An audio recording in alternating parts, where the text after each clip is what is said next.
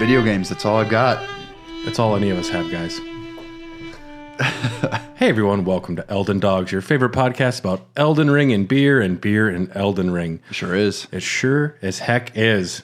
We are part of the HyperX Podcast Network. Mm-hmm. Go to podcast.hyperx.com for more information on all the other amazing shows. My name is Sir Gideon Ofnir. I am just so smart. I am so handsome. Everybody loves me. And if you just showed up to the roundtable hold, fuck you. You suck.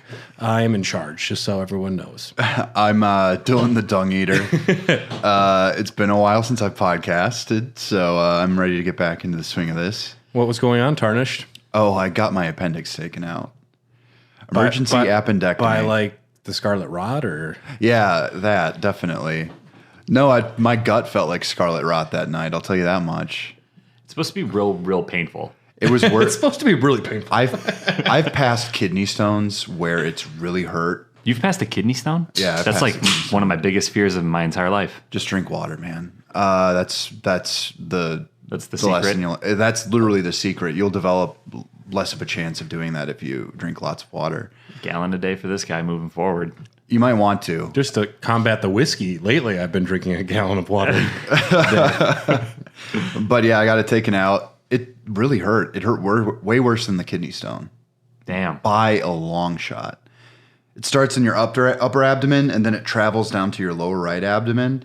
And I was just, I thought it was food poisoning because I've had food poisoning that felt kind of similar. And I was like, okay, well, I have none of the other symptoms. 3 a.m, I'm like, all right, time to take an Uber to the emergency room. And here I am 2 weeks later.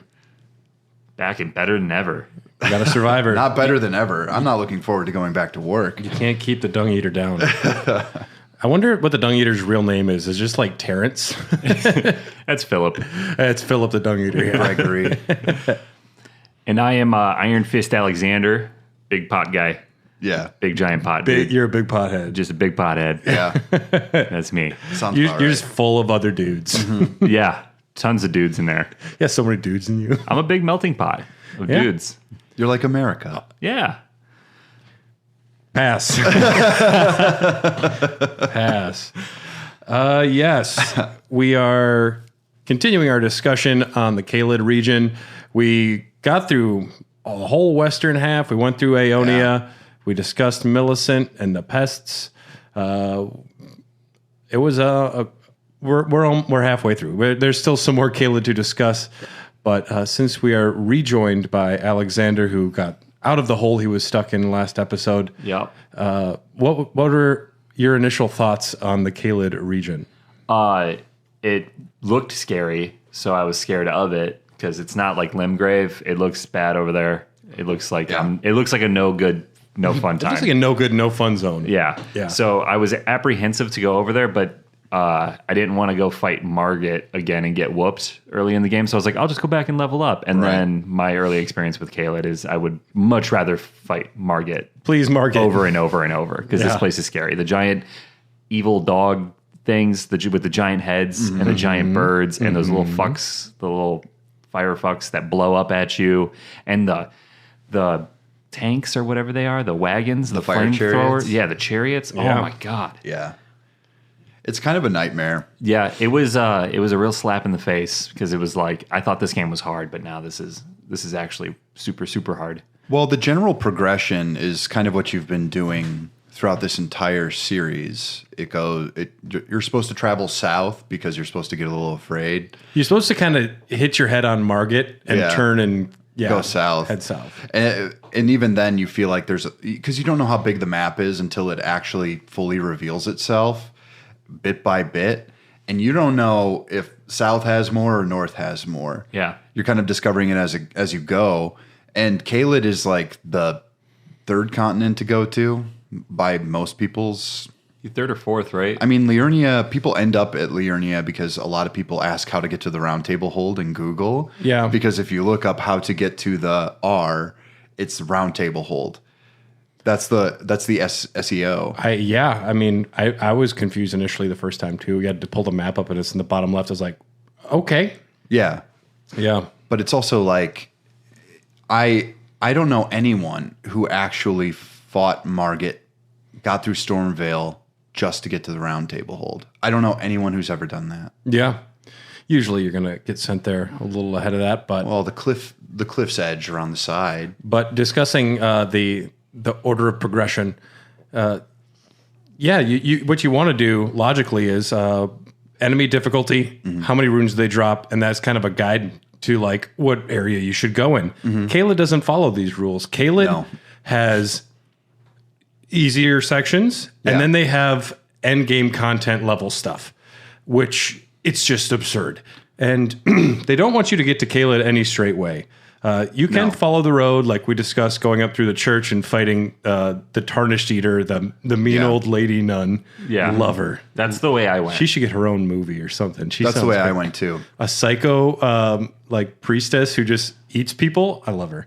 Well, and I'm wary of all chess and Soulsborne games. Dylan sees a treasure. He's like, I don't know, guys. Because I'm always kind of half aware. And in a lot of these, they end up being mimic chests, which are literally just chests with teeth that have big, long, spindly legs and can one-shot you pretty easily. Yeah. So when I saw the smoke come out of there, I'm like, bye-bye. I just rolled back. I'm like, You can roll away? Yeah. can roll away, yeah. You can roll away from those. I have never even tried that. To me, I'm just like, ooh, smoke. And I put my head further in there. Because now I'm remembering, like, the first time I went to Caelid on purpose, I went up by the Tarnished Eater. But I did get... Anastasia, the Tarnished Eater. when I was level 5 as the prisoner, who's not... He's kind of a glass cannon at the beginning. Sure. I got that chest over by the Black Dragon, the Burnt City, that took me to the mine in Caelid. Right. Which is, I think, how most people get there the first time. Yeah, but I almost Everyone falls for restarted because it took me a day to get out of there because those, it doesn't drop you at the beginning or the end. It drops you in the middle. So And, I had to fight my way through. Yeah. And then I died, and I was like, well, at least I'll wake up at a site of grace. And it's like, also no, you're stuck there until stuck. you can get to a site of grace, and you have to fight those pests who've got the. Well, you don't have to fight them. You can run if you're good at like the dodge maneuvering. That's eventually what I did. And then I ended up in the swamp, and I was like, all right, Torrent, get me out of here. And then I ran into a giant dragon, and there's the Scarlet Rot. It was terrifying. You finally get out of that little cave, and then all of a sudden you're in the swamp, and you're like, this is a bad place. And then I went up to Celia, and then they were just invisible stoner like Burger King boys, and that was my first time seeing them. And everywhere I turned, it got worse. And that's my first time through Caelid was just running around on a horse and noping away from everything. Yeah. Yep. Even still, like, I'm close to the end of the game. I still run away from stuff in Caelid. I'm just like, nah. I guarantee there's still bosses around there that, I mean, there's one boss in there that my end game character, 103 hours, I still can't beat him. And shit. I haven't really put it in time, but also I'm like, I don't want to do that. That guy's mean. He's a mean guy. Yeah. I mean, I haven't played in a bit, but there was a chunk I really clocked in.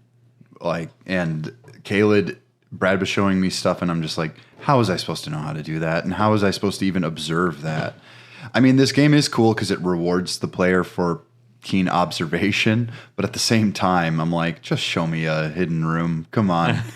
Just do it. Then you're into like one random cave, which is just based on fake walls. Yeah. And you have to hit like 10 fake walls in a row, and you're like, I'm not sure I'm going to do this right. It harkens back to a different time in gaming. That's maybe the one thing I actually do enjoy about it. As Gideon Ofnir, I of course know everything, so I was never worried at all. I'm always in charge of my own destiny. I was, as Alexander, I was always punching walls anyway. Yeah. So it was nice to be rewarded for that finally. Yeah. Also, did you guys ever get to where he's on one end of like a tunnel? Yeah. That's on the west side of Caelid. Yeah. So I never got through that with him. You enter from another side. You enter from a different... I found the other side because Moonvale is on the other side. I found that, but then when I went back to get him to be like, yo, well, he's already gone to the festival. Yeah. There's like soft lockouts for these encounters that you have with the NPCs. Mm-hmm. Very confusing stuff, especially in a world like this. I've already missed a bunch of stuff that I looked up because I eventually have started to look things up about what to do, because doing that town in the northwest side in the upper like mountainous regions. Mm-hmm. That town that you have to get through where there are just literal motherfuckers with bows on the roof. To get to the holly tree? Yeah. Yeah. I've almost wanted to break my controller in half. That's a tough one. That is a tough one. And yeah, not only are there bow guys, there's an invisible dude just fucking with you. I know. And I'm like, I'm pretty high level. I'm like 120, somewhere around there. Yeah. And I still like one of those arrow shots takes me down, and then they have such long range that they can get you from multiple buildings away, and you're just like, well, I'm not sure how I'm going to do it. But let's leave the dickheads at the consecrated fields alone. Let's talk about the assholes in Caelid. Yeah. And so yeah, we were just getting past Celia last episode. And if you keep going along this path, the Church of the Plague, we talked about Millicent, but if you instead take the road kind of south of there, you can get on top of the gate of Celia. Yep. And you can go across this little like raised bit of land that has the swamp lookout tower. You can also kill the dickhead troll who is throwing things at you up there. Never once experienced him. Yeah, I didn't my first playthroughs, but until I was kind of exploring Caelid, trying to make sure I didn't miss anything. But up here in this lookout tower, I don't know if we talked about this last time. There's a Bloodhound Knight guarding a prison cell that has the Eternal Darkness spell. Sorry about that. Yeah, you just have to fight this one Bloodhound Knight, and the Eternal Darkness is a pretty powerful spell. It creates a space of darkness that draws in sorceries and incantations. You throw up a little gravity ball, and it just all projectiles get sucked into it. Oh, that's cool. It's like a little void. A little void, just toss it up. That's cool. It's good for PvP, from what I understand. Which none of us know because we are not PvPers. No. But it was originally a lost sorcery of the Eternal City, and this is just gives you a really good look at the Swamp of Aeonia. You can see where the battle happened for our homie Radahn and Millennia. But if you head north of the Church of the Plague, you find the Celia Hideaway. And we're going to discuss some of this when we do a Cellen magic episode in 35 years. But Lusat, one of the founding magic magicians of Ray Lucaria, he's in there. You can get some good stuff, but otherwise it's this crazy crystal cavern. Hard to say 3 times fast. But this is where Celia's got some shit locked up. There's a royal revenant roaming around the bottom area and a few hidden doors. Essentially, though, you can find the Crystallians. You find a trio of them down there. I don't like those guys. Again, just especially beat the when shit there's out 3 of them. Yeah, you just definitely seems unfair. You need some spirit. Getting to the actions for getting to the point where you break them is frustrating. If you have a mimic tier, it's kind of the easiest thing in the world because they do succumb to Scarlet Rot, if I remember correctly. They can get rot. I'm a rot boy. That's kind of, I don't know if you knew that I was rocking like dragon incantations that absolutely wipe the floor with people just through like poisoning my enemies. Yeah. It's so good though. And then I looked it up. I was on the Reddit page for Elden Ring, and it's just like Elden Ring is hard. Except it was controversial. Elden Ring is hard starter pack, or Elden Ring is easy starter pack, and then it has like the Dragon's Breath with Scarlet Rot, and I'm like, oh, I just chose right. Yeah, not too bad. You just got good taste. Moonveil is on there too. Like it's actually kind of dope. I'm like, okay, Sword of Night and Flame. Yep. They're all on there. Very overpowered for sure. These Crystallians, you get a crystal spear down there. You get some machine gun crystal spell called the Crystal Torrent. But we'll move on from there, and then you're going to head up to a whole new area in Caelid called the Dragonbarrow. Now, when the Scarlet Rot took over here in Caelid, the dragons retreated essentially. They went up to the highest area they could, which is the northeastern area. Mm-hmm. This is the fuck you hard area. That's the area with like the 3 dragons and then the big dragon, right? The big dragon. Yeah, that's a nope for me. I noped the fuck out of Big dragon's not that hard. Well, it's speak for yourself, man. The Dragonbarrow. Do you have the mimic tier yet? I didn't when I fought him the first time, but if I go back, well, you're talking about the monstrously large dragon. Yeah. You're fighting him wrong, and you're fighting her wrong, I should say. It's Grayl's Dragonbarrow is this area. Grayol is the elder dragon, the big one. She is the mother of all dragons. She is very old and suffering from scarlet rot. She can't even move barely. She only has one attack, and that is her dragon roar, which just lowers your stats and summons babies to fight you. Hooray. I mean, even the babies gave me it. Well, I had no business being up there when I was up there, and I noped out. Mm-hmm. So I have not been back, and I was probably up there at about level like 30. Oh, that's not nearly enough. And I've never gone back. No reason to. Yeah, I was like, I'm just going to go. Well, you can attack the tail. Find a little area back in the tail. She won't respond. The little dragons won't be able to get you. And you can just sit there. It'll take a while because that dragon's got a lot of health. But you can kill the big dragon with... you can do it level 1 easy. It's just going to take a long time. Trick is use blood loss build up. Well, that's what I've been doing wrong. But also, this dragon's doing nothing. It's the mother of all dragons. Maybe leave her alone. But if you don't, you get 50,000 runes and 5 hearts, so that's cool too. There's not a lot of like moral quandaries in this game, actually, like legitimately.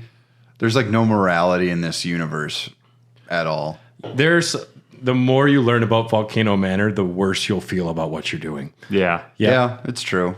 There are options to completely skip that though, which is kind of a cool choice. How would you be able to skip that though? You don't have to. I mean, if you want to get the best armor in the game, you're going to have to kill some good people. Bernard's or the bull goat Tragoth. Oh yeah. And he's known for being a legendary knight of assistance. He just goes and helps everybody, and you're like, you got some cool looking armor. I'm gonna need that, please. Yeah. I went through the quest lines because I wanted all the items that are associated with it.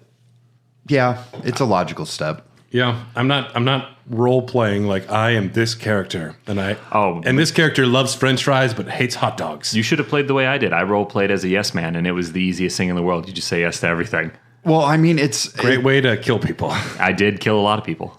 Well, it got me thinking about like video games in general, as I was saying earlier, and I'm like, well, in Red Dead Redemption 2, there's this morality system where even if you come across someone on the side of a road and they're like, oh, I'm dying. You got to give me like a health tonic. And I'm like, I don't have one. And then literally it's like it's like you're more towards like the bandit side than you are to like the cowboy hero paragon side or like noble hero. And I'm like, oh, Jesus Christ. You're like, I literally don't have a tonic to give the guy. I'm like, I literally didn't have one and I just watched him die on the side of the road. And with this game, it's more like, I'll wait here until you get me that tonic. It's like, you can't role play anything. You're not really you're making these choices, but they're so obtuse that you don't know what your decision's actually going to mean. It's kind of a roll of the dice rather than like making a choice. You don't know the repercussions of what you're doing until you do it. You're like, oh, I'm helping my buddy Bach. He's going to be great. And then he turns into a handsome idiot. Yeah, he just turns into a good-looking vegetable. Yep. With a stupid hat. Yeah. Like broccoli. What the fuck are you doing, phone? I didn't tell you to do anything. Good God. I'm usually so good about this, too. Dung Eater's very popular today. I'm not popular. It just went right to voicemail for no reason. Yes. So kill the dragon or don't kill the dragon, but it's easy runes. Just how many does it give? 50,000 runes. That's not bad. It's not for getting essentially a free battle. It just takes a long time. It's not bad. I think my level up right now is 60,000, somewhere around there. Yeah. Just to the east of, maybe northeast of Grayol, you'll find Fort Feroth, which I have put down a truly despicable place full of bats and rats and ghosts. Fuck this place.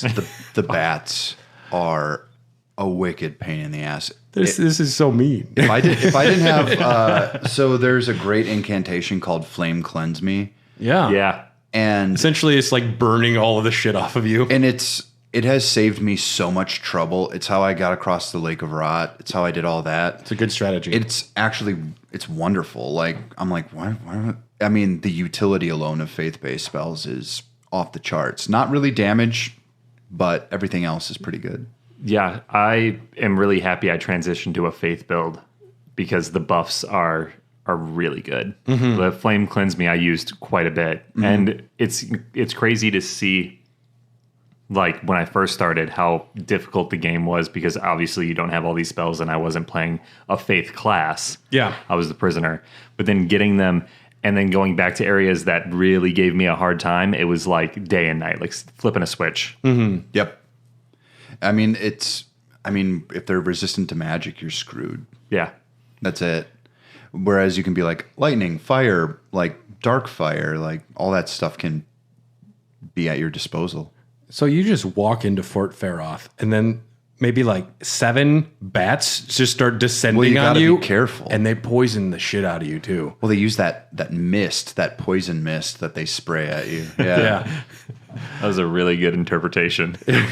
That's how they move. I hate them. Well, I try to go slow, and nope. I poison to death, or something happens. I bring in my dogs, and my dogs just try and distract them. At best, I will just be poisoned and get up the ladder and leave them all alive, and my dogs are dead. But well, the unfortunate part is there's not a lot of reason to go through it. Well, I mean, there's some cool things here, but you don't need them. So you get to the top, and then you think this fort's abandoned. Then all the ghosts start waking up. These ghost knights, and they'll get you too. Try and spawn them in one at a time, but there are some mean ones in there. But up on top here, you will find the Dectus Medallion. This is the other half. This is the right half. So you can get up to the Altus Plateau if you don't want to use the other entrance. Right. The stairs to Shelob, if you want to take the regular way. Hidden in there, though, is another spot. I love that you called the big magma worm Shelob. It's more like the alternate path into Mordor a little bit. It kind of, yeah. Yeah, but so if you drop back into the fort from above, there's a little area you can jump back this weird angle, and then you can find a talisman in there, Radagon's Sore Seal. This is one of the 8 legendary talismans. Increases vigor, endurance, strength, and dexterity, but you take more damage. So one of the 8 legendary talismans, pretty cool. If you want to get all the achievements, you'll need that one. Very important, right? I will not be getting all the achievements. So, like most people, you probably just ran through here full speed and didn't kill anything after you tried a few times. At least that's what I did. I got the talisman, and I got the other half of the, whatchamacallit. The Dectus Medallion, yeah. Yep. I actually, because I had ranged, I was primarily using ranged attack at that point. Yeah. I didn't have a terrible time with the ghosts, and I had the Mimic Tear, so I was like, there was like 2 of me. Yeah, literally. Yeah. Well, what's really cool, which I didn't even realize, which was so stupid, like when I fought like the fire giant, is if you limit the amount of spells in your spell pool, they will tend to just use those. Like if I wanted him to do Scarlet Rot on the enemy, I just only equip Scarlet Rot and maybe heal, so it can heal himself. It's perfect. Yeah, you can control what they do by limiting their options, which is pretty cool. Yeah. Otherwise, they'll use everything at their disposal, and it's really annoying. Yeah. There needs to be Gambit's FF12 style available for all party members. Yeah. But I mean, like, they're not really party members. They're just... I'm just having bad flashbacks to Donald and Goofy in Kingdom Hearts being extremely useless, actively hurting me. Yeah, Donald, heal me. You can heal me right now. No, I won't. Goofy just running full speed head first into guys. Yeah, it's Goofy. Yes. He's supposed to be the tank. You never know. You can then head northwest of there. You'll find the Celia Everjail. This jail holds an esteemed battle mage who could not satiate his lust for conflict. His name was Hughes, or Hugues. Hugues? How's it spelled? Hugues. Hughes? Hugues? HughesNet. Hughes. Maybe, I don't know. It's the battle mage, we'll call him. Yep, battle mage. Yeah. Hugues. He came from Celia to study the Hema Conspectus at the Academy, where he became a battle mage. Of course, Hema scholars like to use cannon fire and gavel to dish out justice. He became obsessed and just started punishing people that didn't need to be punished. So he got locked away. Yes. Tragic. America. Yep. That could mean a lot of different things. Just suffice it to say, just think of like General Custer. Lock him up. Yeah. if you keep going northwest of there, you can find the isolated merchant shack. This is a very useful merchant, actually. Sells the beast repellent torch. This will scare away almost everything in Caelid. It's a torch that repels beasts. So if you go back to Fort Faroth with this, you just hold it up when you walk in. Bats will stay away from you. What? Dogs, crows, you can go up to those big motherfuckers and just walk through and none of them will attack you. Fuck off. Pretty cool, right? I've been riding the struggle bus for how long, and that existed? Yeah, well, you never think like, ooh, I better get this new torch. You never think of the torch as a weapon when they are. Well, yeah, they don't really they don't clue you in. I mean, they do clue you in. It literally says beast repellent. I know, but like you never know what these things mean until you avidly test them out. They're not saying like repels this, and this. Yeah, I would have thought I still would get attacked, but no, you can actually just like walk through certain areas and nothing will fuck with you. Right. So that's cool. Also, we'll sell serpent arrows if you want some poison arrows, and an ash of war, which is cool. Here, if you come back at night, there will be a bell-bearing hunter that will drop 50,000 runes. This is the most difficult bell-bearing hunter in the game. Oh, shit. And a lot of people say this is one of the toughest enemies in the entire game. I put down the final boss of the game in my description here. Yeah, he's a mean motherfucker and unrelenting. God, still haven't beaten him on my main one. I'm still trying to fight the beast cleric. Beast cleric. Garok. I'm not revealing anything. We're going to reveal it. We're going to go at a certain point. I don't know how far you're in. In Caelid or just the general game? Just in the general game. If you don't know what I'm talking about, I mean, you know that I know you know the cleric, but Alexander doesn't mind getting spoiled. He just wants to get strong. Yeah. Oh, okay. He lifts. It's Malekith. Malekith Is actually the beast cleric. No shit. Yep.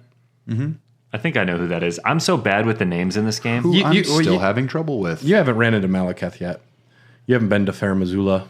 No. Yeah, that's true. Yeah. That's at the end of that shitty dungeon. It's pretty cool. It's badly designed. Alexander, we can't spoil everything about Fair Missoula for Alexander, though. I didn't describe anything else about it besides the fact that I think it sucks. I'm just specifically Alexander has a moment there. Yeah. Oh, no. Yeah. Oh, no. So you'll see a divine tower there by the merchant shack, and there's no front door that you can get to. You can go to the underneath this little area and find somber smithing stones 8 and 9, which that's pretty cool. But to get to the divine tower, you must go up the outside to go down the inside. I still haven't figured it out.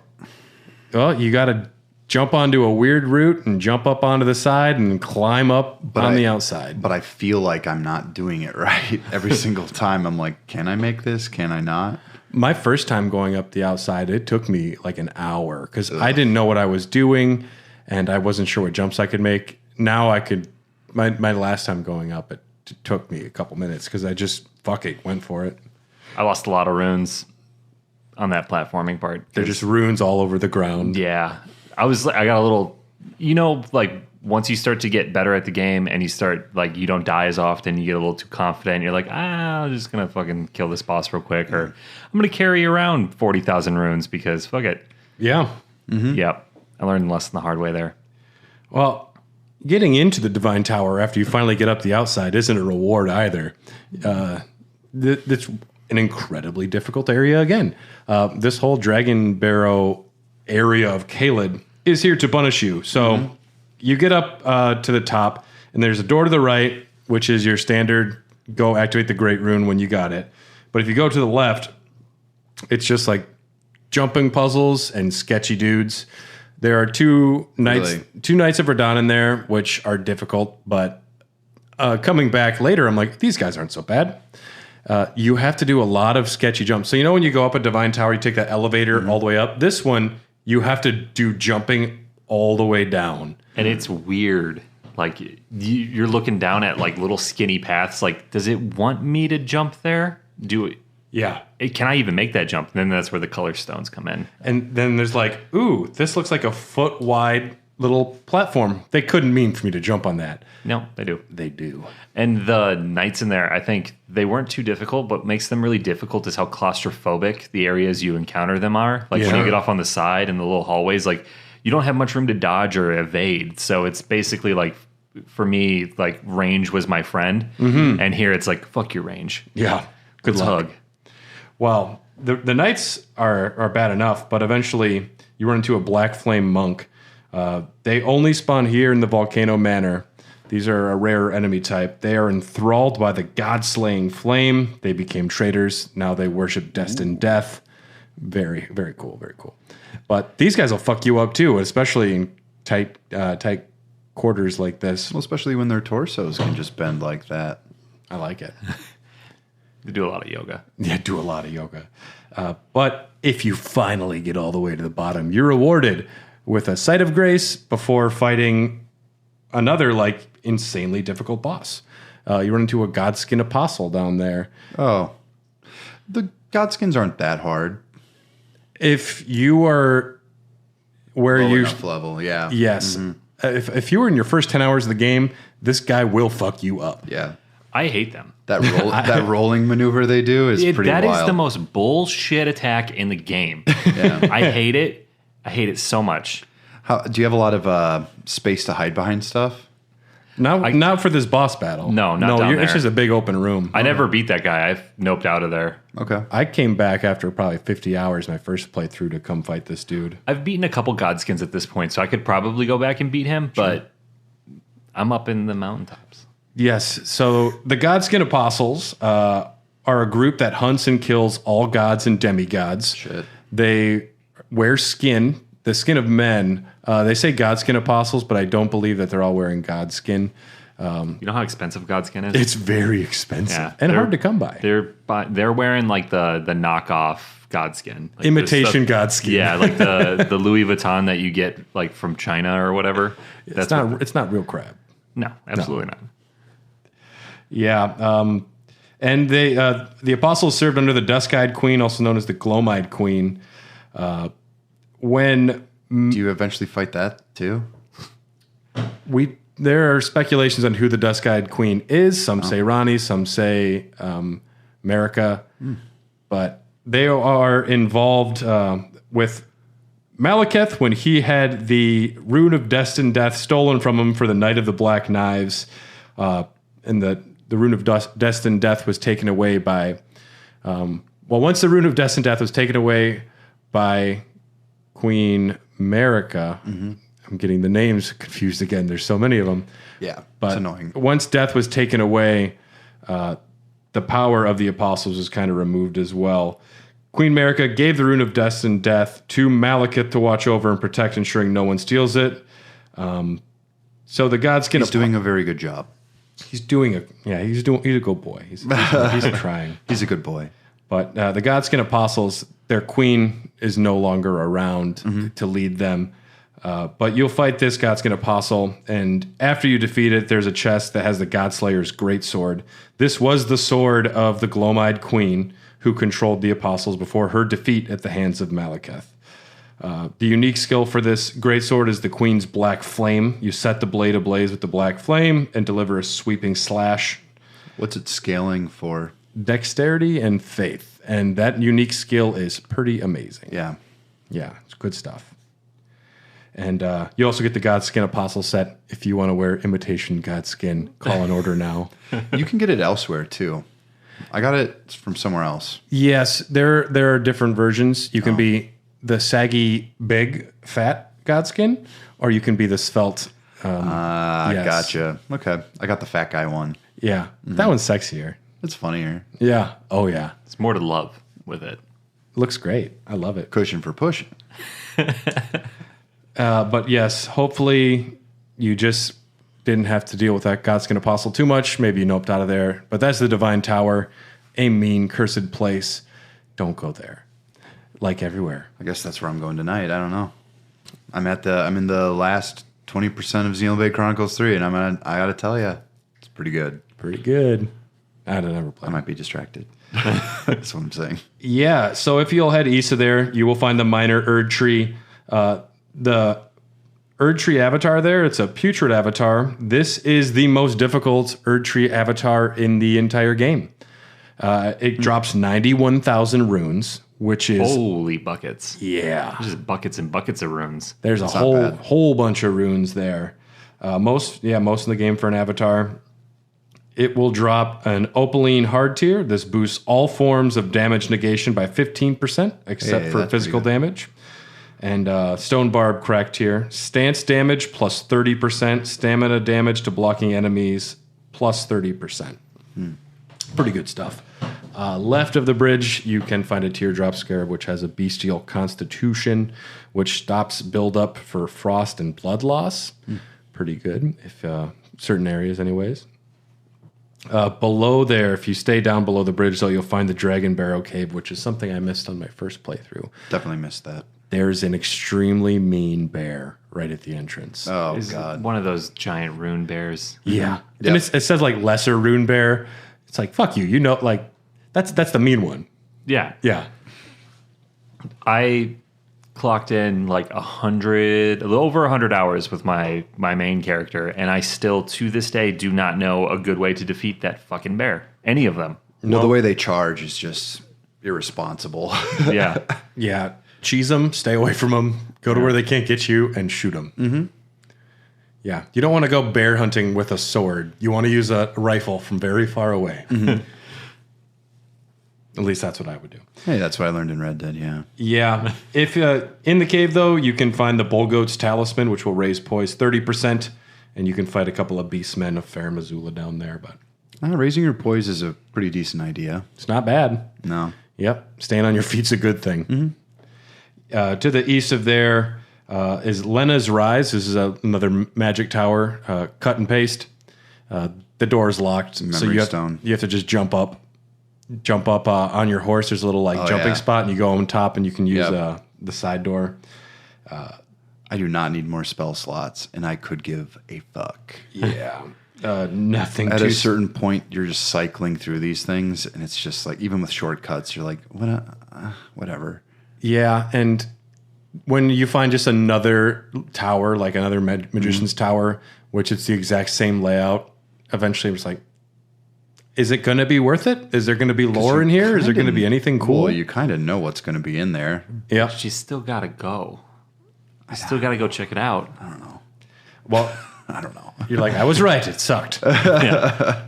So there's two bridges to get across over towards the Bestial Sanctum. You can take the big Great Bridge, or there's a little side bridge by Lena's Rise. The side bridge, if you're going at night, you will find a Knight's Cavalry.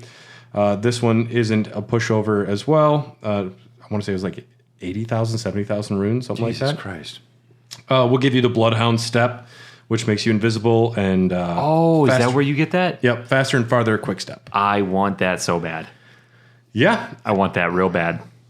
Bosses where you can effectively use Torrent, I have more fun cheesing anyways.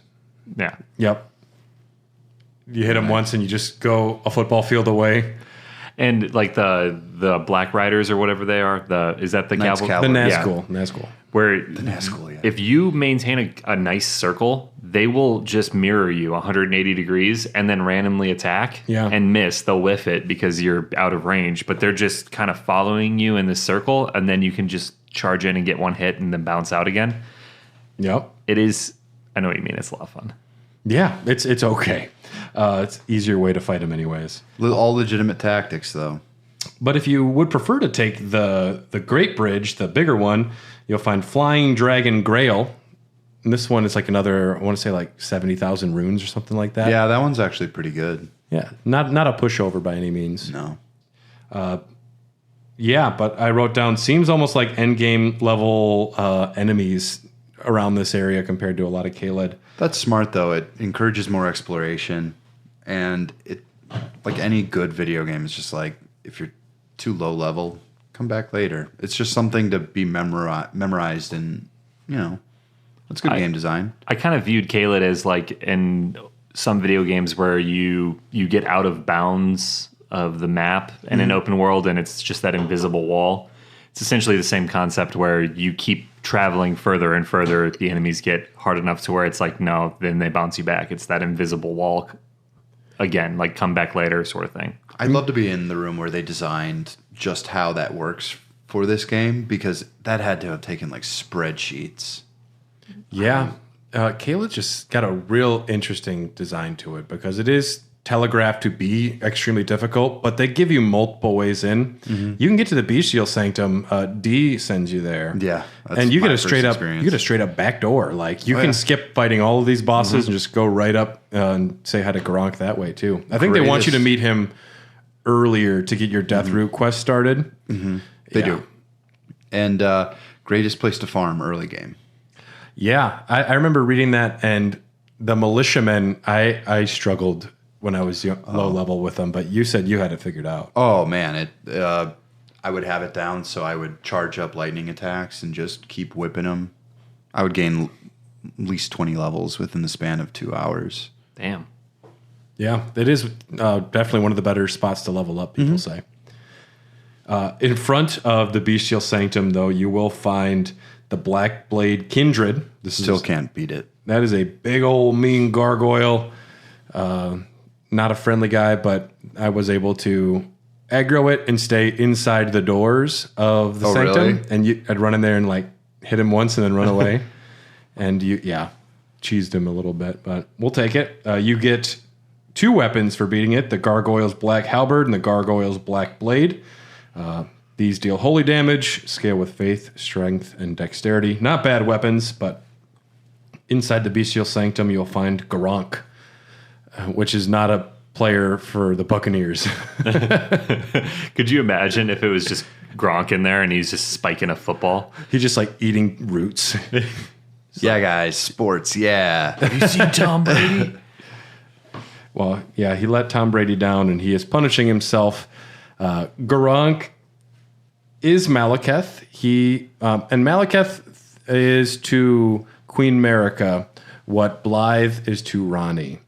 Kind of like part brother, part pet, like the wolf that is sent there to guard and protect.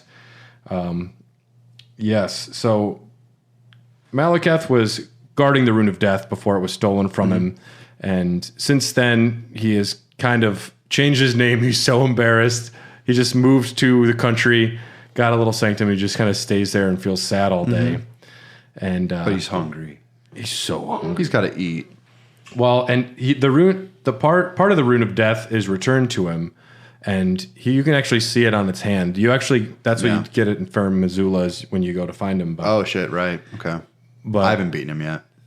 And how it works with this and Malekith, like these two characters being the same, it is one of those like weird mysteries where they can be 2 places at once a little bit. But you bring him your Death Root, he'll give you some cool items, and including a lot of things, but a lot of bestial incantations and things that'll buff your beast incantations. You can get a Great Hammer and a Beast Claw, and if you do all of them, you'll get the Ancient Dragon Smithing Stone. He disappears after you bring all 9 to him, and he says, Marika, is this what it is to sin? Will things never be the same again? And he's a sad boy. If you go there, if you go there at night, you can see him pulling an Ed Gein and just howling at the moon. Oh yeah, outside, which is pretty cool. Mm-hmm. He won't respond. He must have been really drunk and just went out there and just started howling. Because he's a dog. He's a dog. He's a wolf. Yeah. He's a man wolf. He's a part wolf. Yeah. He is a lot like Blade. Yeah, and he just feels bad. Mm-hmm. But I showed you guys the other day. I showed some of you, anyways, that you can jump down the back area. Yeah, you showed me. Yep. Yeah. Which that's one of those things that makes me angry. That they can have something still hidden sinister. in there. It looks like you shouldn't be able to. No. And it's not easy to get down there. But behind and below the sanctum, because fuck you, you can find the Dragon Crest Shield Talisman, which will reduce physical damage by 10%, and the weapon, the Shinkadi? How is it? I don't know. Cinqueda. That's a song by ABBA. Yes, it's an ABBA reference. It looks like one of the 4 members. This is a George R. R. Martin thing. Big fan of ABBA. Oh, sure, yeah. Just like the Fantastic Four. Dancing Queen, Cersei was inspired by her, if you've watched Game of Thrones. Oh, yeah, I saw season 8. And depending on when you're listening to this, the day of recording is the day House of the Dragon comes out. I am so pumped. I've Pumped? Yeah, It's a good story. I've read the prequel novella. Right. It's really good story. But there's a lot of goodwill that has been lost by HBO. and without delving into it too much, HBO knows they screwed the pooch real bad. I doubt they let it happen again. That's where my head's at. So that's why my expectations are Imagine tempered but high. Imagine bombing a season so hard you lost a Star Wars trilogy. Yeah. Congrats to Dave and Dan. Well, I'm more confused about the Rings of Power than anything. I'm very curious and terrified of that as well. When does that come out? Like next month? Next right? month, yeah. Sometime in September, yeah. But yes, that covers all of Caelid other than the final area. Mm-hmm. So we're going to head all the way southeast again and get to what is called the Impassable Great Bridge. We're going to pass that motherfucker. It's really not that hard to pass. What it is there's a giant bridge leading to Redmane Castle, but on one end of the bridge is this major battle happening with all of the Redmane soldiers and a bunch of the big puppers and maybe a crow or two. This is a good spot. If you need some cheap runes just to get enough to level up and you don't want to be risky, Just wander around. just stand there. Mm-hmm. You don't even have to attack them. Just let them all kill each other and the runes just come to you. It's really nice. Yeah, you showed me that right after I bought the game. Yeah. So I definitely exploited that Just as soon as I went home that day. Yeah, just find a good spot. You can just go make a pizza or something and come back. And hey, it's not a ton of runes, but it's some, and it's enough at a low level. So Redmane Castle is odd.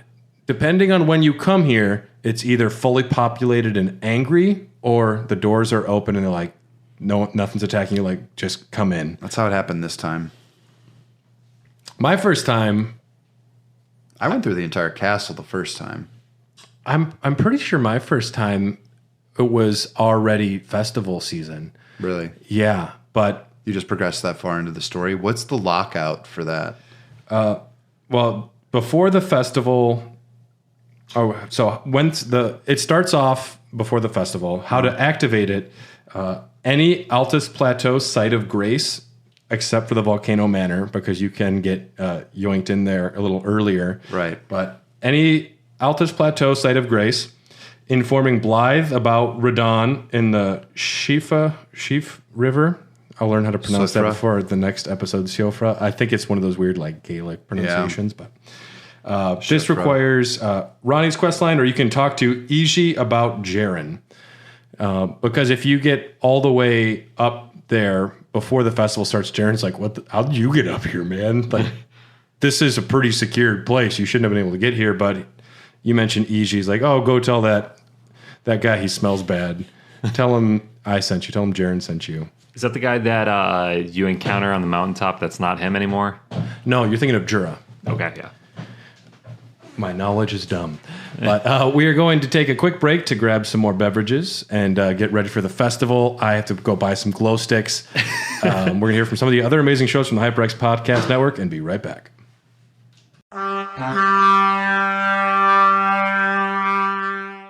Hey, Joe, Brandon, do you want to review everything? No, Yes. no. Hang on. That sounds like a lot of work. It's not. What do you mean? Yeah, it's not. Podfred Review, the podcast where we review everything and anything and get lost along the way.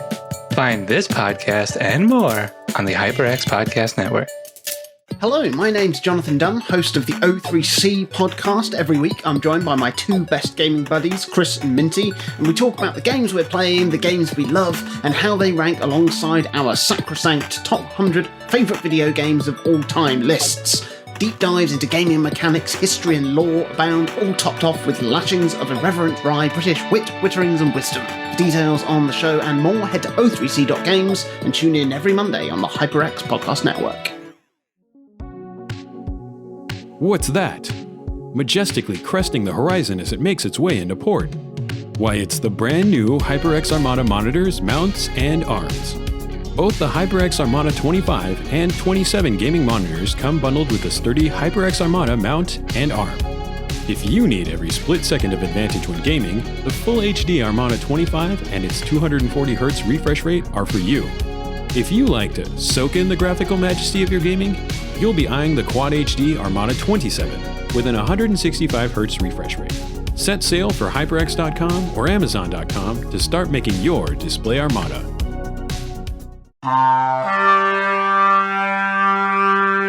Which got me extremely high.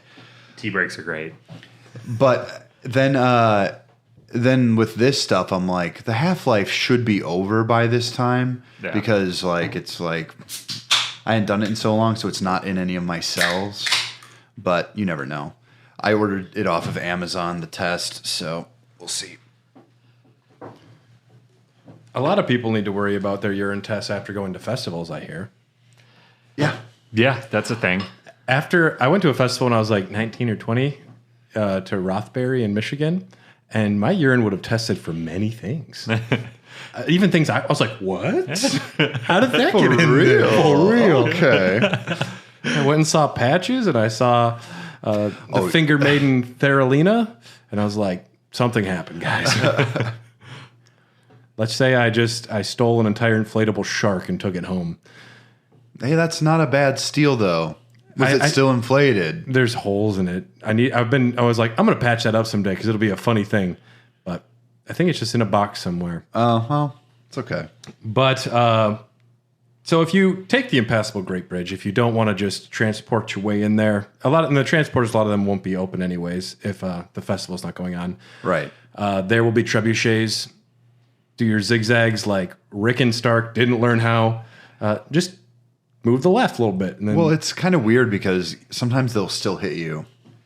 yeah, they have a bigger, like a kind of a splash area. It does kind of bring it down to luck. That just means you got to zig and zag harder. Yeah. Make those zags a little wider, make those zigs a little tighter. I guess that's why they wanted to call the bridge that, though. Yeah, that does make a lot of sense. That tracks. And the guard's like, he's just still coming. He went to the left and then the right. We didn't plan for this one, guys. I mean, they're all mindless idiots. They're just like, huh? Yeah. What? I would like, how weird would it be if just one time a soldier just threw a sword down and ran away? That would make me so happy. If, like, for some reason, the AI just decided to do something weird. Well, yeah, if, like, in some games, like, I hate to bring it. I have to talk to someone about Xenoblade Chronicles. That's not my girlfriend. But we can discuss that on the Dogcast. oh, sure. Yeah. Well, I mean, of course, but I'm like on it right now because I put in a full 80 hours over the past 2 weeks. Yeah. But after you reach like 5 levels higher than them, they'll just avoid you. They're like, we don't want no part Unless of this you shit. actively attack them, they're not going to touch you, which is actually kind of dope. Yeah, there's certain games like, to get off topic, in Suikoden, once you're strong enough, you can just let enemies go. Like other times you have to run away and you might not get away. Eventually you're strong enough, like, I spare you. Go with God. Tell them Brad sent you. But there is like a little tower there. On the other side, you can go up, fight the guys if you want. You get an Ash of War, the Crag Blade, which this buff increases attack power and stance damage by 10% when you use it. So that's a pretty cool Ash not of bad. War. Yeah. And then how it works is you slam your weapon into the ground and rocks get attached to it through like gravity magic. So you just like have a bunch of rocks on your sword, which is kind of cool. Yeah. I've used it. It's fun. It's not bad. You also get the Arrow Sting Talisman there. This raises attack power of arrows and bolts by 10%. If you're an archer, not a bad thing. Not bad for helping to kill those hanging down enemies in caves. Yeah. Yeah. The big ones that are far away. Are you talking Sometimes about magic the marionette ones? All of them. Just anything that's hanging. Well, anything that's hanging, but the giant ones that look like the nameless. Oh, yeah. Yeah, those ones. That's how I would defeat them if I was a strength dex build. It actually got through them pretty quick. A few large ballistas. You're set to go. If you decide to go up to the front door, a big old troll jumps down and has a little fight with you. So regardless that you beat him, the door stays closed. So You run to the right. Generally, you have to loop around back of the castle, right? yep, do a Marv from Home Alone. Use the back door. Go to the basement. Step on a nail. Step on a nail. And Micro Machines. Such a good movie. And Christmas ornaments. Oh, yeah. Yeah. It's true. Do you think Tom has built the house to that yet? Did he? He did. Okay. And he got a custom light up kit for the inside too, which he had to like. Is he a big fan of that movie? He's a big fan of Legos, anyways. I mean, I think he's a John Hughes guy. Okay. Yeah, he seems like a John Hughes guy. Yeah. Or Christopher Columbus. And I'm not talking about the racist. Everyone in that era was racist. Yeah. But that's not the Home Alone version. He's a great man. But yes, to the Redmane Castle, you'll actually want to sneak around the back. You'll have to do some jumping with your torrent, but then you can get into Redmane Castle. Mm-hmm. Now, there's a real gauntlet, that first chunk. To find that site of grace is actually, like, if you're there at the level you should be, usually they space these things pretty well, as I've found. Yeah. But that first one to get to, I remember being very difficult.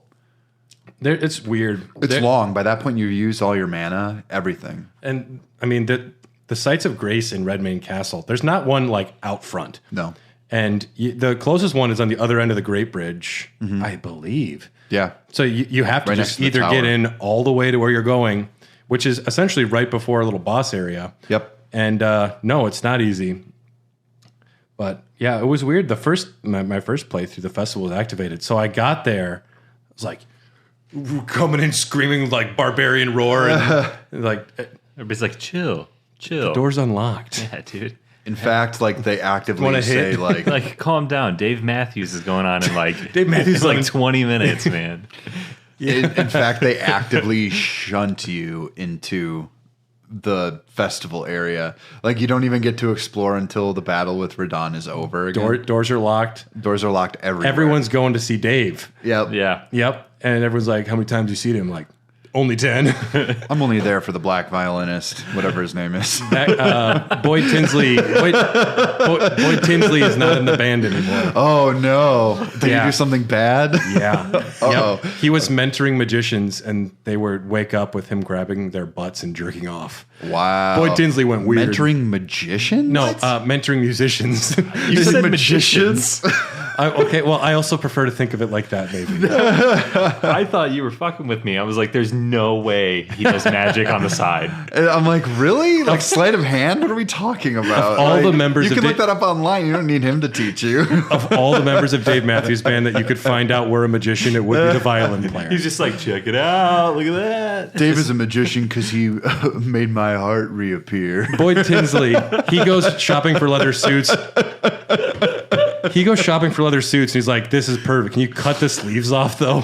I want the rest of it, but just take the sleeves off. I got to use that line again. Dave's on in 20 minutes, guys. Just calm down. Man. Whoa, a lot of anger you're bringing into the festival. Bring a lot of zone. negativity in here right Dave, I now. got to tell you saved my life. Dude, here, have a glow stick. So, honestly, though, Redmane Castle I found to be pretty underwhelming. Even like when it's fully populated, It's pretty straightforward. there's nothing too exciting. There's two giant like lions with the blades attached to the legs that are kind of guarding the front area. Those suck. Those manticores or whatever the hell they are. Yeah, I call them manticores. I know they're not, but they look kind of like it. That Yeah. same thing that you find in the Capitol, that thing? Yep. Okay. Yeah, those Because I think Godric's like, he's got a lion. I want a lion. sounds right. Yeah. Godric always has to have all the toys everyone else has. But as far as what you can get in there, you can get an Armorer's Cookbook, the west of the main gate, that'll teach you the Redmane Fire Pot. Like, that's cool. Ooh, I'm a big pothead too. I'm going to need that. Yeah. Like, you have so much pots on Oh, I you. know, baby. Oh, dude, I got so many cracked pots. You got no idea. No idea. I use rope pots, fire pots, poison pots, holy pots, Weed pots. weed pots. I mostly do poison pots, you know. Poison pots, and I used fire pots a lot until I respec'd and went faith, because then Then I you had don't the need 'em. fire sling. So then We used to use a volcano. And Oh, I use the we had a volcano. custom bag that was like 5 feet Oh. big, so we just fill it up and just pass the bag around. Nice. I had a vape that we ran through a pineapple once. We called it Sponge Bong SquarePants. Whoa, It was dude. great. Midwest white boys smoking. Hell You yeah. salty sailor, you. My buddy had a foilie he would reuse in his car. He would reuse it. All it takes for me to get high is a one hitter. So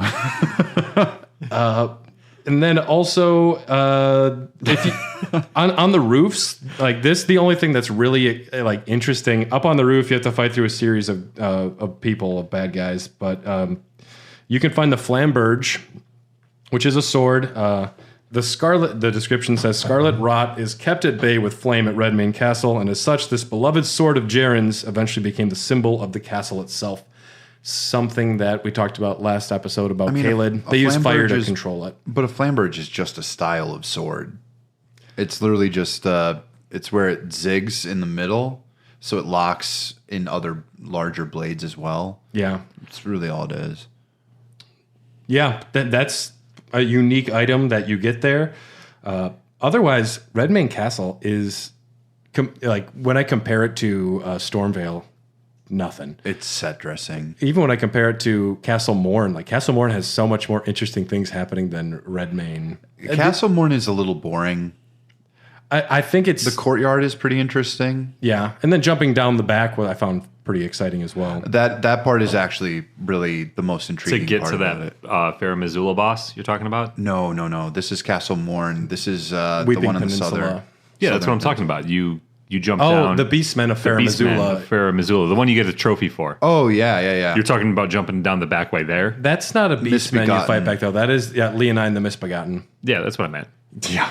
There is a Beastman of hard Fair to keep Missoula on the main area of. It's so hard to keep it straight. I don't blame you. Yeah. The names, they have too many letters, and there's too many of them. When you're focused on killing, Yeah. like Who's Tyler, got time to when read? you've got Yeah. bloodlust, Yeah. Godwin, Godric, Godfrey, Godfroy, Millennium, The Malekith. one that I never forget is just Merica. Melina, Millennia. Very different. I hate that. Very different. I hate that. Why would you ever? And like she this? identifies herself as Blade of Mikola primarily. I'm like, use your first name first. It's like, I don't know. I say my name is Brad. You say my name is Blade of Mikola. It's like, I'm confused. But so then, speaking of confusion, if the festival is not started yet, there will be a boss in like the main. It's like before you get to the festival, there just be two bosses hanging out there where the festival will happen later on. Really? Before Jaren's big area, there's bosses there. I've never fought him. You fight for some fucking reason the Misbegotten Warrior and a Crucible Knight. Yeah, I saw you do that fight.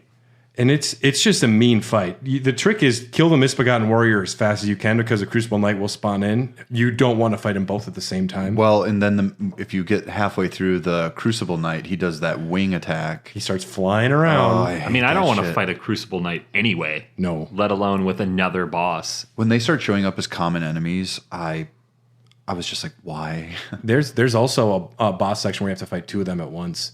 Yeah. Yep, I've done it. That one was run I away won, and but- do what you can. Yep. Scarlet Rot. Yeah. To everything. If you defeat both of these bosses, though, you get the Ruin's Greatsword. This is one of the legendary armaments. There's not a ton of those.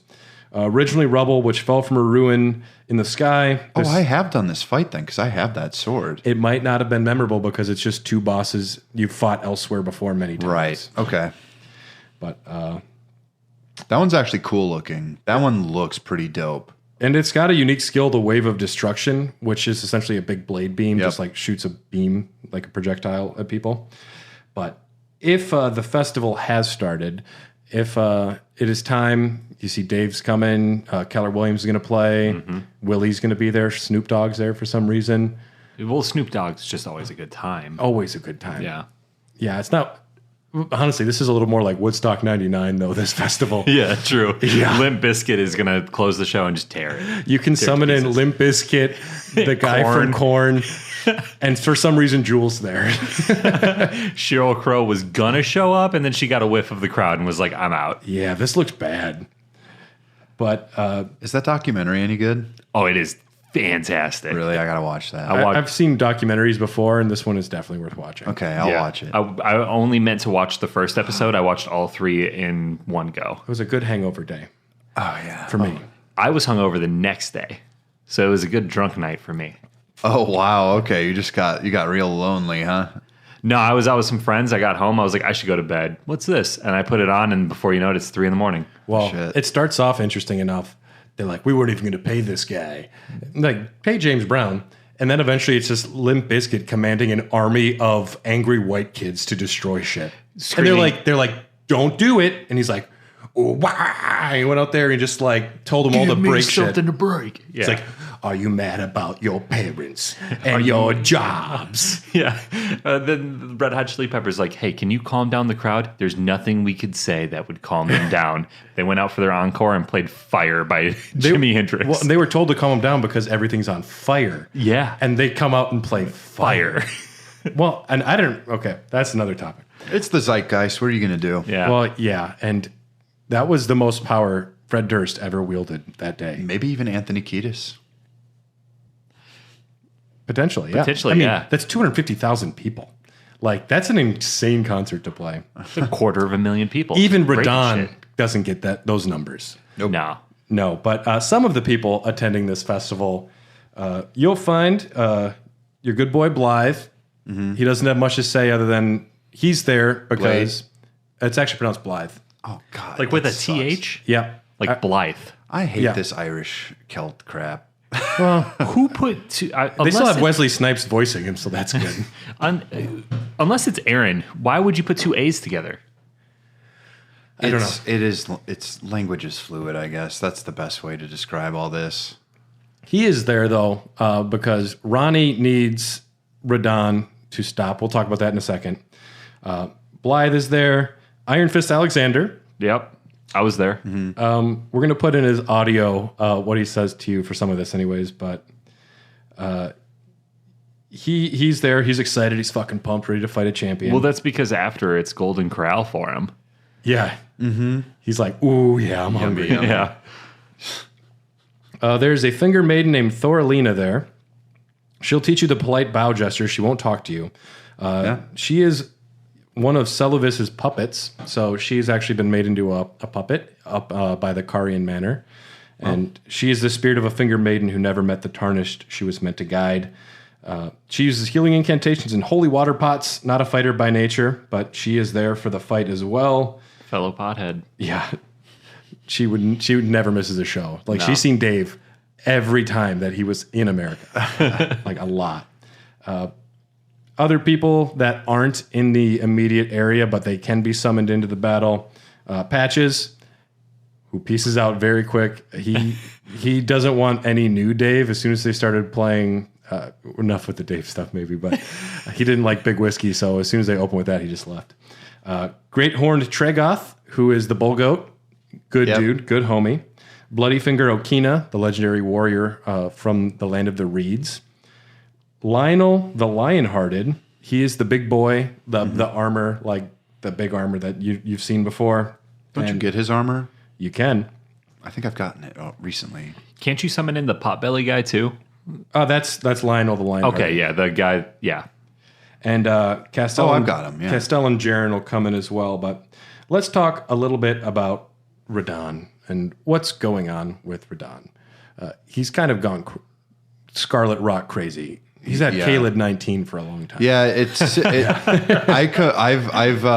I've been comparing with people, and I'm like, Scarlet Rot is like syphilis. I'm like, continue. Well, it's like it is horrible, and it's like it does so many awful things to your body. Like literally, like can take away your nose, but it also affects your brain, and eventually it makes you go so crazy that you just fucking fall over dead one day. That's why after sex, I put myself on fire to cleanse me. I use Flame Cleanse Me. I will. Yeah, it's a good move. See, whenever I have sex, I just pull out my Uno reverse card. So then if I do end up with something, I just reverse it back, and then I'm good. Actually, you got it. Yeah. Haha. Which I knew I have syphilis. So Radahn, And I can spit on you and you can get it. Reverse card. Radahn, Oh, shit. as we know, is the son of Radagon and Queen Rennala, brother to Ranni and Praetor Rykard. We know all about his mom, Rennala. Sad woman. She was in love. She went crazy and just started making a lot of demented reborn babies a million times that have become crawling monsters. He inherited his father's flaming red hair from Radagon. And he was fond that it made him look like his dad. He looked up to his dad a lot. But also, huge fanboy for the Elden Lord Godfrey, Marika's first husband, because Godfrey was just a badass warrior from another land. And he was a big fan of him. So that's why Radahn puts lions all over his stuff, likening it to... Oh, that makes so much more sense now. Likening it to Godfrey. He even named his beloved steed Leonard, which means lion. So that Lenny. So that's good. Sadly, though, his horse did not grow as fast as Radahn. So I put down Radahn got Chris Hemsworth big. The horses are so emaciated in this game. I was talking about it before when we watched the cutscene just to kind of get ready for the podcast. Yeah. Like, all the horses are so emaciated except for Torrent. Every other horse looks exactly like that horse. And I'm wondering, did they hire... Whatever. Where's the horse food? But even the merchants, they all have horses. And They're they just all the look like saddest horses. emaciated donkeys. Yep. Okay, I was going to say that wasn't a horse, that's a donkey. The merchants have donkeys. I think so. Well, no, that is the same model that Radahn is riding. Well, is Torrent technically a horse? It has horns. Maybe Torrent's some other creature. He's got two horns, right? I mean, it's a pachyderm of some sort, right? I've never looked under the hood. He might have another horn down there too.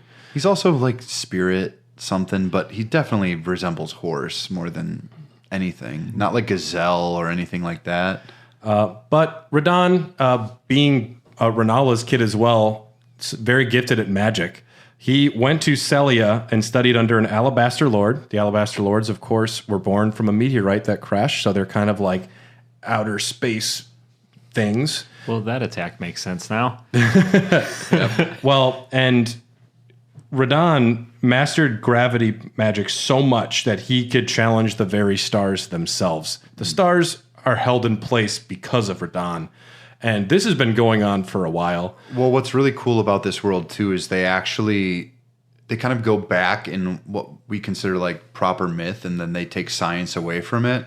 So the stars in the sky, you're imagining this taking place on a planet. It probably doesn't take place on a planet. That's like my read about it. Okay. It's literally the stars are just different things. They're not different like stars. They're just objects in the sky.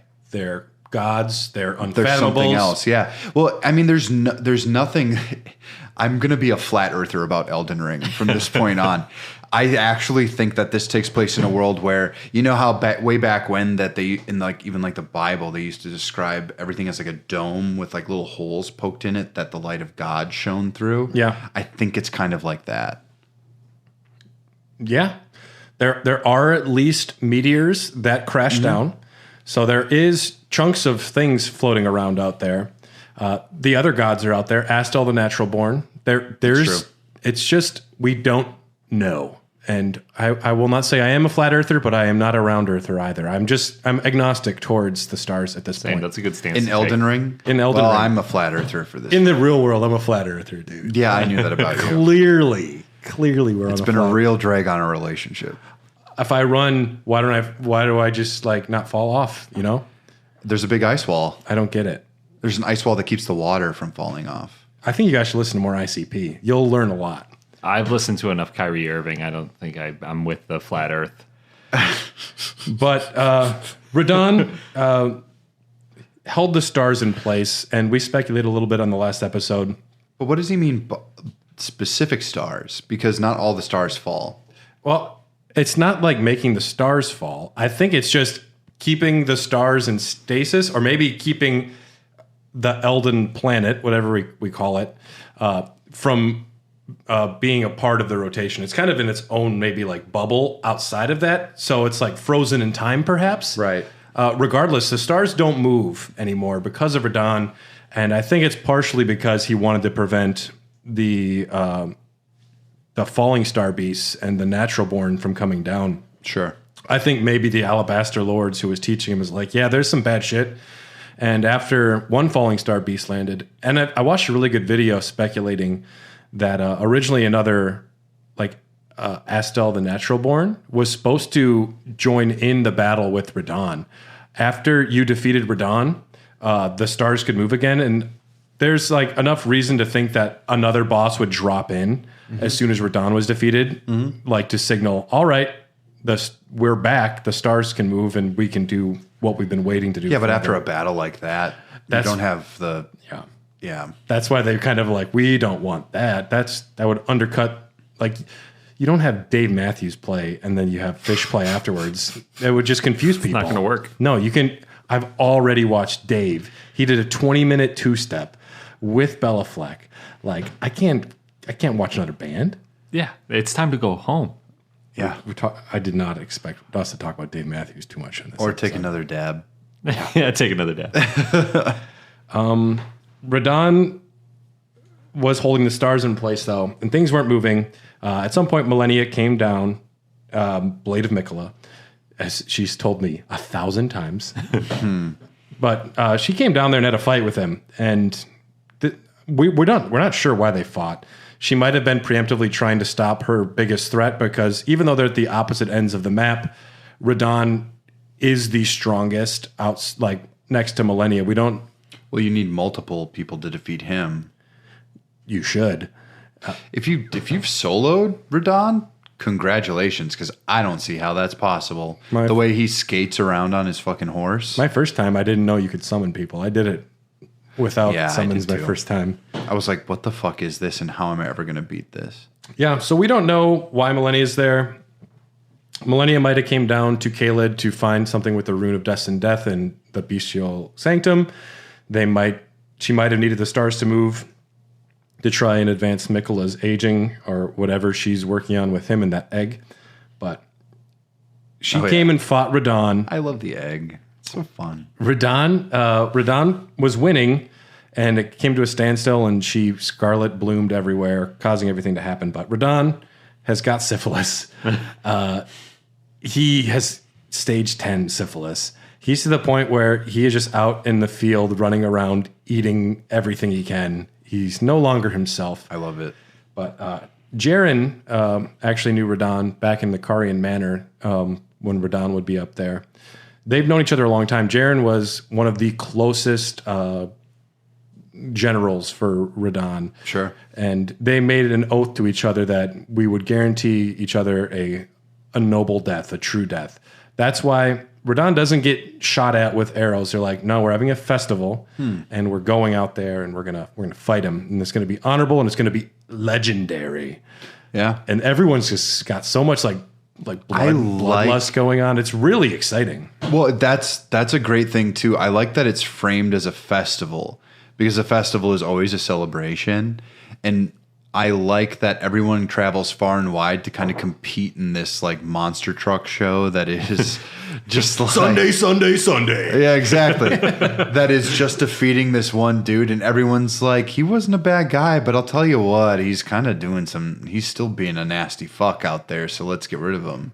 It's like if all the monster trucks went up against Truckzilla all at once. If I'm ever out there on stage 10 syphilis and I've lost my mind, please, like, We'll throw a festival. but don't just shoot me with a gun. I want you to bring 10 guys and have a sword fight with me. I'm sure it wouldn't be difficult at that point. I don't think you're going to use your gravity magic. Brad's eating a squirrel. How did he get it? He's fast. The He's so syphilis has fast. taken People are screaming from the side, when will this end? We're doing him an honor. So we are having We're all drunk. we are having a festival. We are having a festival, and Jaren gives a rousing speech, and it's like, well, it's time. You take the elevator down, and I was unaware that those were summoning signs, and I fought him by myself before they nerfed him. Yep. And then in another patch, they have unnerfed him. They have unnerfed him to the level. The first time I faced him, I actually was able to solo him Yeah, which because I got the right patch in. I had to do it before they nerfed him, and I'm like, all right, he's so far away. I'm going to take my horse and go full speed at him. And you're not. Wall of arrows. You're supposed to zigzag hard. Yeah. Well, I found it much easier to get off the horse and run. I could dodge. Oh, the dodging never worked well for me. With Torrent, if you give him a little bit of a giddy up right as it's coming near you, you clear it almost instantly. Yeah, you have to get around a few arrows, but essentially that's the first thing is getting close enough to him. Yeah. Another reason to do it off the horse is so you can just summon everyone on the way up. You'll very quickly get if you 6 or 7 people. You keep clicking that Y button, baby. Can you summon things from the horse? Yes, you can. Mm-hmm. Okay. I guess I didn't ever do that. I was constantly summoning and resummoning. Yeah, because even after people are away, resummon them in. But you summon all of the people and they help you do this fight. And they're going to keep his aggro. I honestly don't think Radahn is as tough as people. His aggro's... He will aggro to you much quicker than the other characters.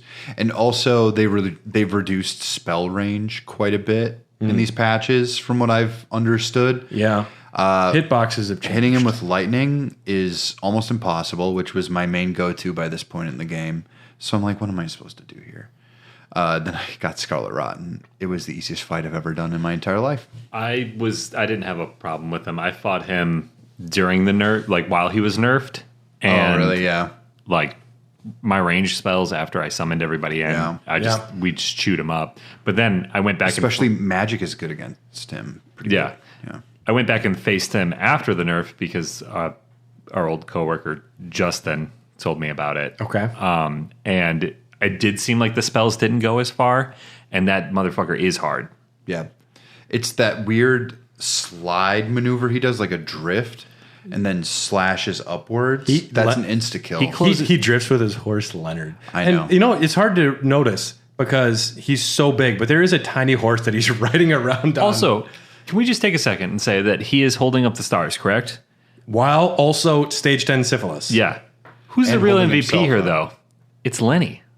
Lenny is the tiny little horse that's holding up the man that's holding up the stars. Well, he's using gravity magic on himself to keep him from crushing his horse. Touche. Yeah, I forgot about that part. Radahn weighs probably like 20 pounds to Lenny because he's using so much magic to make himself float. So he's just a good donkey then. Well, essentially, you should have just retired Leonard and just let him go live a peaceful life and feed him because no one's feeding these fucking horses. Fly with his gravity magic. At that well, level. But then he couldn't do that cool drift thing on Lenny. But maybe Lenny likes him to ride him. I don't know. But Lenny is there. At some point, they were able to go into the back end of the data, and Leonard originally had his own. Had his own HP, so you potentially could kill Leonard before killing Radahn, which would probably knock him off and make him easier to fight. Or maybe it just sends him into berserk mode. Him. Yeah, Lenny doesn't deserve that. He's just I could an be innocent stage bystander, 12 syphilis, and if you killed Martin, I would get angry.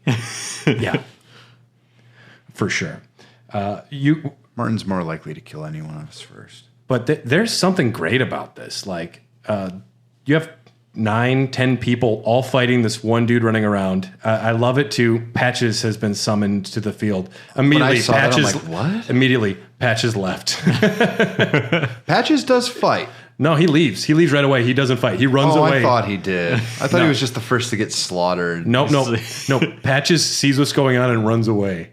That's very Patches. It's though. very Patches. I love that. My favorite thing about the fight is just how grand it feels. It feels like an end game, like final boss battle sort of fight in the middle, closer to the beginning, honestly, of the game. Like it's this epic, like I could hear just like Lord of the Rings score in the background as we're the Shire theme. Not quite, but yeah, thinking a little more energy. A little more energy, yeah. Okay. The biggest shame about this is that later bosses in the game kind of feel samey. And this kind of sets up this... Okay. I don't think Rickard feels samey. Malenia doesn't feel samey. No, but if we're talking about like gimmicks, if we're talking about how Souls bosses go, there are general like tropes that their attack patterns fall into for the most part, even if it's difficult, Whereas like this is kind of like the setup, the execution.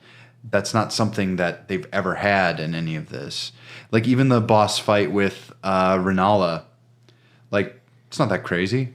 Stunning set piece. It's great, but it's If also I hadn't like, fought Rom the Vacuous Spider in the same I know. phase, it might have been more exciting. exactly, but at least it's used less. Whereas like a lot of what it comes down to late game is fight person with sword. I've never had crawling college students like grab my legs before. Like that was unique to Renala. Well, and like sussing out which one you have to kill and all that stuff. That's legitimately interesting. And then there's a whole second phase where there's summons. I don't know. Radahn is just a very unique. Like, it was such a surprise. It is the biggest battle, like the arena. Yep. The size of it is staggering. It is a third of Caelid. It is, and fantastic. So he has some moves that he will reuse a lot. A lot of it's pretty straightforward after you get close enough. One of his biggest moves is where he uses his gravity powers to like summon everything in, then he slams the swords and like Hate it. yeah. Not a fan. It's good if you're holding the swords. His meteor attack is pretty rough. After phase 1, if you damage him enough, he jumps up so high and disappears. I watched a boundary break and they're like, where'd he go? And they went and found out, they're like, oh, he actually just disappears. But they follow him out, like up out of the map as far away as they can. And then, Oh, that's cool. yeah, it's pretty cool. But he'll crash back down. That one is easy to avoid if you have any sense of like impending, like The sheer You're just running around like, where's he gonna land? It's like someone shoots an arrow straight up, and you're not sure where it's gonna. I was hit the summoning ground. somebody who had died when he jumped, so I totally missed it. Yeah. And I turn around and he's gone, and I stopped and he got didn't you. move, and I'm like, where is? And I'm just spinning in circles, like, where the fuck did he go? And then I get Armageddoned. yeah. There was a cheese.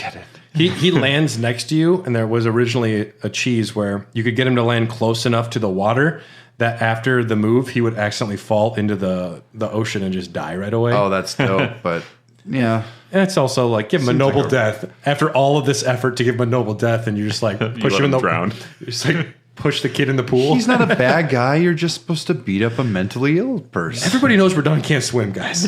Throw him a floaty. Gravity doesn't work in water, and we know this because of science. And like you said, he's extremely weak to Scarlet Rot. In phase 2, every 3 minutes after the first meteor crash, he will do another one. He'll keep doing it if you give him time. Yeah. But you take him down. You receive Radahn's Great Rune. After you activate it, it will raise maximum HP, FP, and stamina. You'll receive the Remembrance of the Starscourge. That's actually the one I use the most. Yeah, same. It's a good one for sure. The Red Lion General, the Starscourge says, the Red Lion General wielded gravitational powers, which he learned in Celia. No, I don't use that one. I didn't get through the tower. I've been using... You're using a similar one. yeah. But you can also, with the Remembrance, get 2 different weapons. You can get the Starscourge Greatsword, and you can immediately dual wield that puppy. So you, just like him, you have 2 of those swords. And you can do the Starcaller Cry, which is where you do the gravity pull them forward. A lot of people like the Starscourge Greatswords. And they're cool, too. They look great. Pretty dope looking. Yeah. And not many swords you can choose to dual wield them and get like 2 swords. And that's one where you just double the swords. I love dual wielding greatswords and hammers in that game. It's kind of cool. Yeah. You got to time out your combos pretty well, though. It just looks wicked, though, when someone's carrying around. Yeah, exactly. 2 monster weapons. You can also get the Lion Greatbow. Scales with strength and dexterity. And the unique skill is Radahn's Rain. That's the attack where it just drops all of the arrows down. And when you use it with Radahn's Spears, that gets a plus 20% physical damage. You can also buy the Radahn Spears at any the round table hold after beating him. The Radahn Spears are arrows, but they're actually fucking spears because they're so big. Yeah, they're ballista shots, yeah. And these are, in fact, the many spears with which he was stabbed by the Clean Rot Knights. Wow. So he was stabbed like so much, and he just saved the spears and just used them to shoot them at people. That's badass. That's heavy metal. That's really dope. Yeah. Dude, that's Fred Durst level, dude. Dude, Yeah, that makes Fred Durst look like a little bitch. Do you not like your family sometimes? Do you not like getting stabbed with spears sometimes? Break it off! It's like, this was Fred Durst, guys. Yeah, so you can get all that stuff after beating him. When you reload into the area, there are 2 of your homies are still hanging out after the battle. Iron Fist Alexander is at the buffet. Oh, Yep. he is mowing down. Just going for it. Yeah.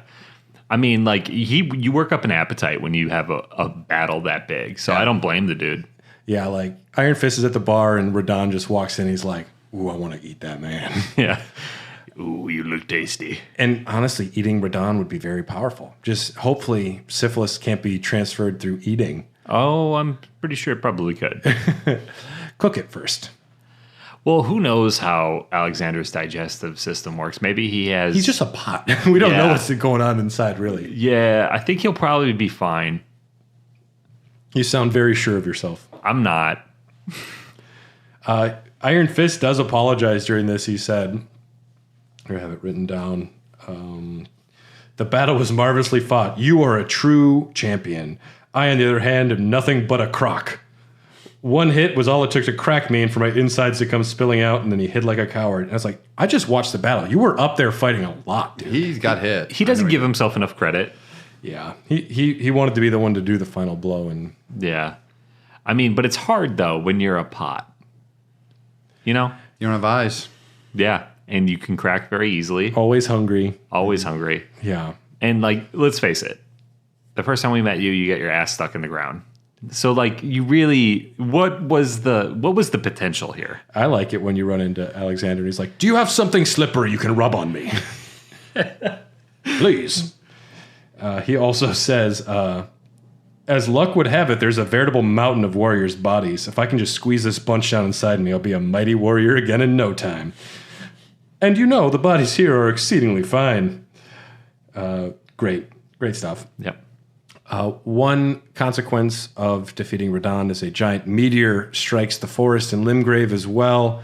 Opens up the path to Nokron. The path to one of the forgotten cities. And Blythe, he will say, he's like, it is time. We need to go down there. Ronnie needs us. I will meet you in the forgotten city. We need to finish this up.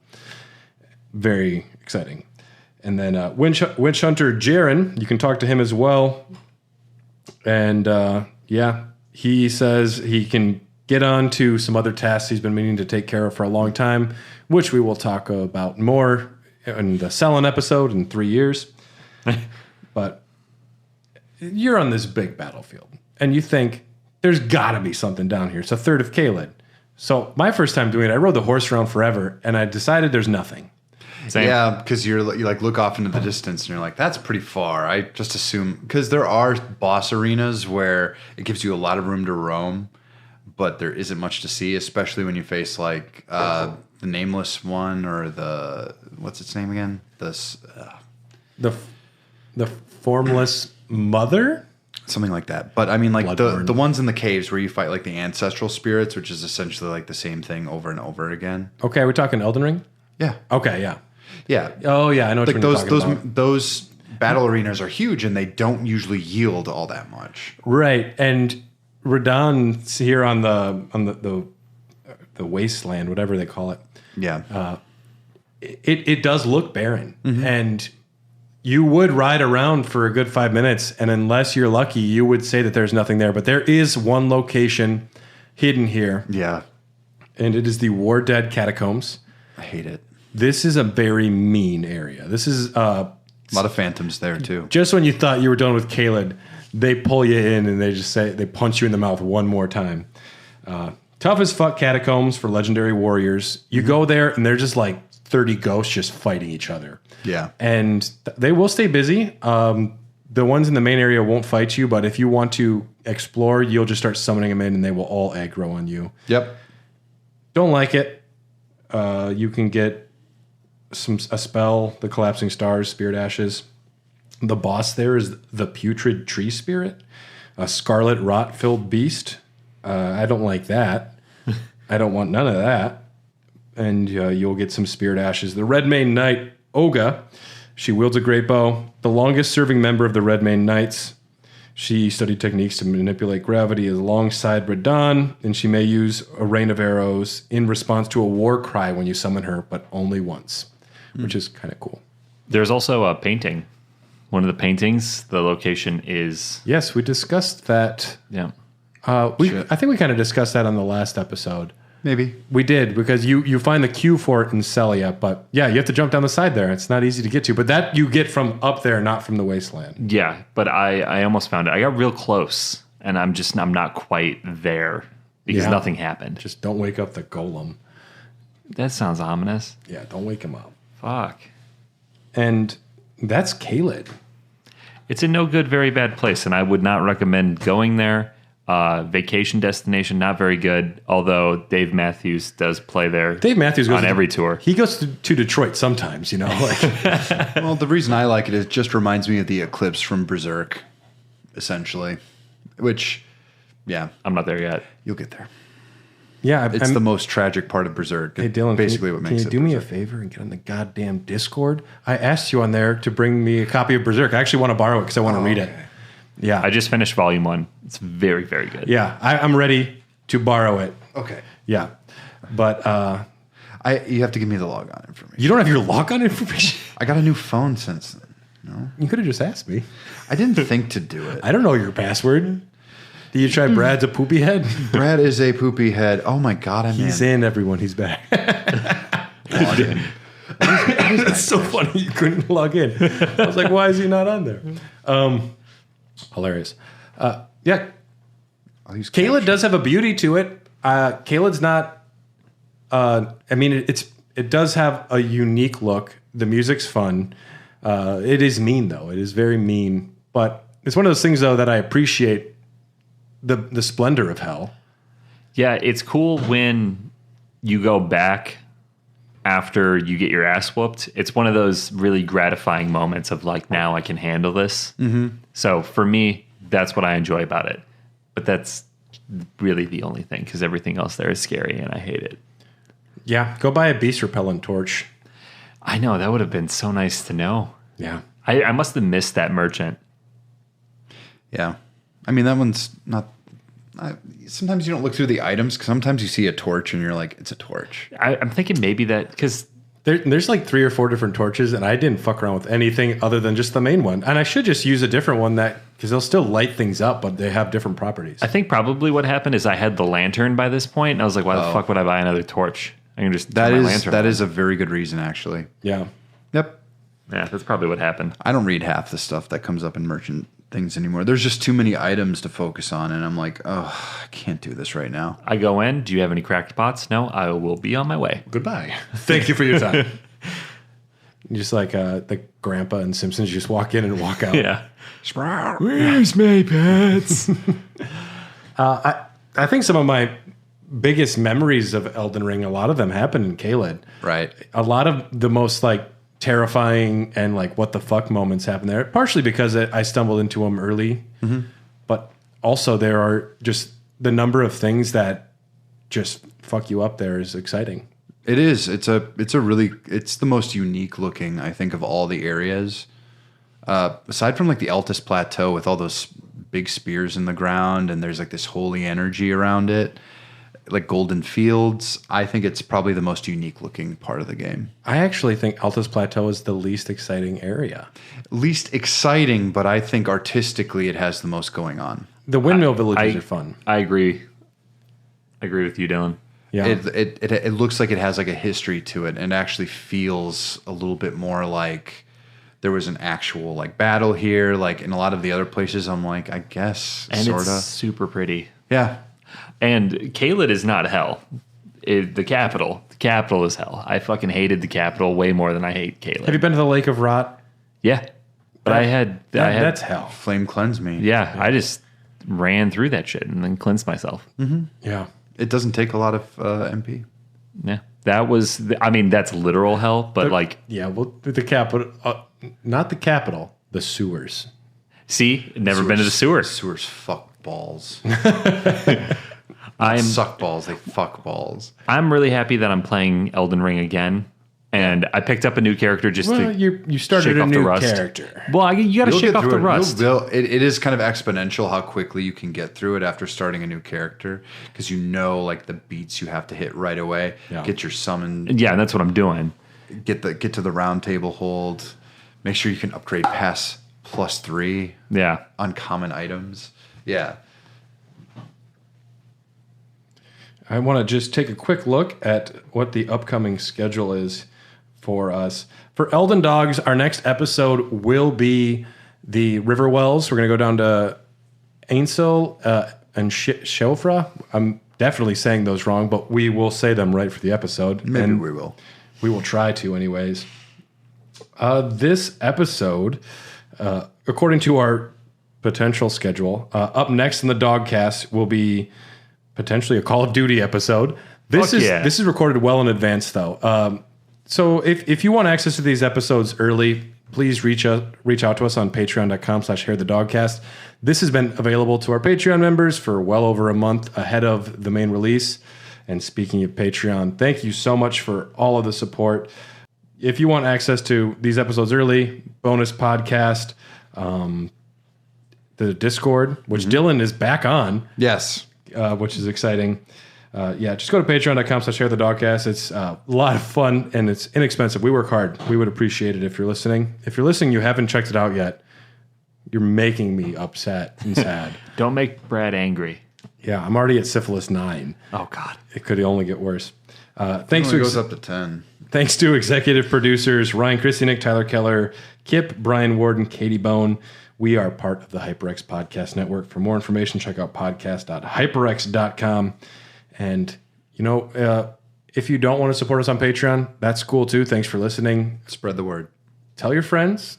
Write reviews. If we got anything wrong, which we probably might have, definitely not, though. Definitely not, actually. I think the best compliment we can ever get is if you say, I listened to this at work, makes work less shitty. Or if you send us 10 messages about how Dylan got X-Men or Spider-Man stuff wrong, I will be happy. Like I won't listen. It's okay. That was Futility I was like, Dylan, this guy's going off on you. I'm like, I don't care. And he wasn't right on everything either, if I remember. No, he definitely wasn't. Yes. So I'm talking to you. Yes, you, the one who did that. Get a life. And this has been Sir Gideon Ofnir, and I feel very smart. I feel like I want to change my character. I'm thinking Gold Mask. I don't know. Ooh. Gold Kind of a blind religious zealot. Yeah, he's funny though. It's like, I know that there's a lot of proof the world isn't flat, but I don't care. He just wants the world to laugh. Just does He's a silly clown, man. He doesn't talk much. To me, he looks like the little son in Teletubbies, and he's just smiling at you, and that sounds like giggling. That sounds like a fun. Oh wait, you guys didn't hear the giggles?